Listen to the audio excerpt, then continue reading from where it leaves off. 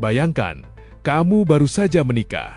Semua terasa sempurna sampai satu malam mengubah segalanya. Di sebuah kamar pengantin di Malang, 3 April 2026, Intan Anggraini usia 28 tahun justru menemukan kenyataan yang tak pernah ia bayangkan. Pria yang baru saja ia nikahi secara siri, ternyata bukan pria. Namanya Ervastino Reynaldi. Tapi menurut pengakuan Intan, sosok itu sebenarnya adalah seorang wanita bernama Ray. Dan sejak saat itu, kisah ini langsung viral, memicu perdebatan panas di media sosial. Awalnya, semua terlihat normal, bahkan terlalu sempurna. Intan mengenal Ray di sebuah kafe di Kota Batu. Sosoknya tampil meyakinkan, gaya maskulin, rambut cepak, hingga suara bariton yang membuat siapapun percaya. Ini adalah laki-laki. Bukan cuma penampilan, Ray juga disebut pandai mengambil hati. Janji-janji besar dilontarkan, mulai dari mobil mewah Lamborghini, sampai rencana bulan madu ke Thailand. Semua terasa seperti mimpi indah. Sampai akhirnya, malam pertama datang. Di momen itulah, Intan mengaku menemukan fakta yang membuat dunianya runtuh. Ia menyebut suaminya menggunakan alat bantu untuk menyembunyikan identitas asli. Bagi Intan, ini bukan sekadar kebohongan, tapi pengkhianatan yang sangat dalam. Ia pun melaporkan kasus ini ke pihak kepolisian. Mbak, selama dalam setelah kenalan sampai jadian sampai menikah itu kan ada jeda sekitar 1 bulan, hampir 2 bulan. Nah itu nggak kelihatan tanda-tanda bahwa dia juga sesama perempuan gitu. Nggak ada yang mencurigakan sama sekali, karena badan postur tubuhnya juga seperti laki-laki, suara juga seperti laki-laki. Mbak, apa yang dia iming-imingi ke Mbak ketika ngobat minta nikah apa? Dijanjikan rumah, mobil mewah, terus nanti kalau pernikahan di hotel, terus MUA-nya Ivan Gunawan, dan bajunya juga dari Ivan Gunawan, terus bintang tamunya Judika gitu, NDX, adalah gitu. Mbak, ini terus kemudian terbongkarnya kapan, Mbak? Ketahuannya Pas waktu malam pertama, sehabis pernikahan itu. Menikahnya kapan sih, Mbak? Tanggal 3 April. Di sini ya, di rumahnya? Iya, di sini. Saat ketahuan tuh dia ngakunya gimana kemudian, Mbak? Dia masih mencoba meyakinkan. Dia bilang, nanti aku bakal operasi jadi lagi. Kemudian kemarin kan laporan polisi itu, apa yang dilaporkan apa, Mbak? Penipuan atau apa? Iya, penipuan. Penipuan itu? Jadi dia pakai semua nama itu laki-laki atau gimana? Iya, nama laki-laki. Itu kan ada KTP kalau itu kan? Iya. Itu KTP asli atau gimana? Yang diserahkan ke saya itu file, di-share ke WA saya gitu.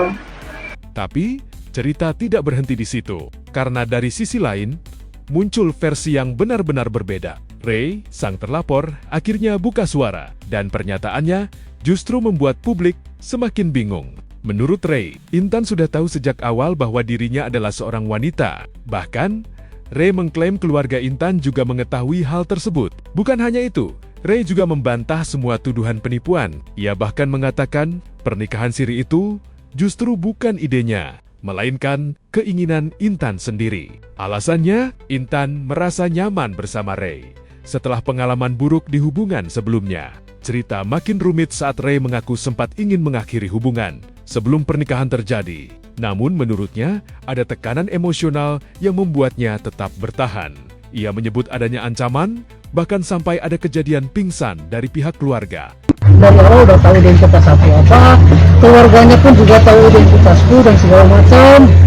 Bahkan dia pun juga sering main ke rumah. Teman-temannya pun tahu berita, aku tahu video itu juga dari teman-temannya, sama teman-temannya emosi semua gitu loh.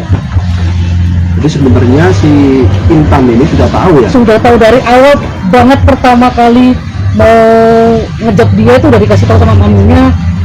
Terus akhirnya berlanjut bahwasannya dia juga cerita kalau dia sudah trauma gitu loh. Makanya sebelumnya juga, sebelum sama aku juga ada lagi sebelum-sebelumnya gitu loh. Kenalnya dulu gimana sih? Kenalnya itu di Batu, salah satu tempat hiburan malam di Batu. berlanjut. terus berlanjut. Yang ngajak nikah itu siapa Kak? Dia. Iya. Karena sebelumnya dibilang kalau zaman anak sekarang kan treat like a queen gitu loh. Karena sebelumnya kan dia selalu dapat perlakuan yang kasar dari mantannya, terus cuma katanya cuma dimanfaatin toh gitu. Nah terus habis itu dapat yang seperti ini, kayak aku nggak pernah minta apapun kamu turutin segala macam. Akhirnya ya seperti itu.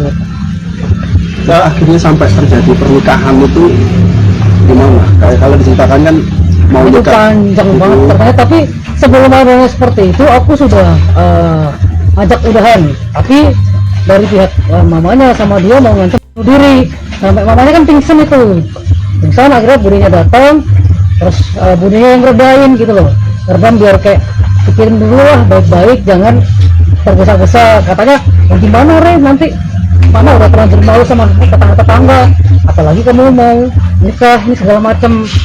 Lah kan udah tahu identitasku seperti apa dan segala macam. Maksud aku biarkan dulu prosesnya dulu berjalan gitu loh.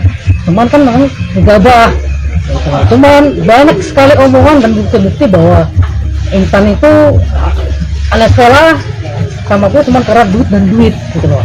Adanya permasalahan ini kan karena aku sengaja memang rekening itu aku pindahkan ke rekening lain gitu loh.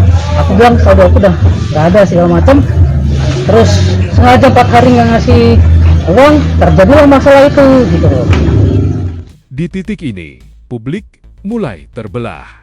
Di media sosial, netizen seperti menggelar sidang terbuka. Banyak yang mempertanyakan logika cerita ini. Bagaimana mungkin identitas seseorang bisa tidak diketahui? Dalam hubungan yang cukup dekat, bahkan sampai ke tahap pernikahan, sebagian lainnya memilih netral. Mereka percaya hanya kedua pihak yang benar-benar tahu apa yang terjadi. Namun, ada juga yang melihat dari sudut berbeda. Muncul dugaan bahwa kasus ini bukan sekadar soal identitas, melainkan ada kemungkinan motif lain di baliknya. Spekulasi tentang keuntungan finansial pun mulai bermunculan. Ada yang menduga ini bisa jadi strategi untuk keluar dari hubungan setelah tujuan tertentu tercapai. Benar atau tidak, semua masih sebatas dugaan. Kini, kasus ini tengah ditangani pihak kepolisian di Malang. Dan satu hal yang jelas, kebenaran belum sepenuhnya terungkap di balik janji Lamborghini yang tak pernah datang dan kisah cinta yang berubah jadi kontroversi. Tersisa satu pertanyaan besar, siapa sebenarnya yang berkata jujur? Dan siapa yang sedang menyembunyikan sesuatu? Karena dalam hubungan yang dibangun di atas rahasia, yang runtuh bukan hanya kepercayaan, tapi juga kehidupan seseorang.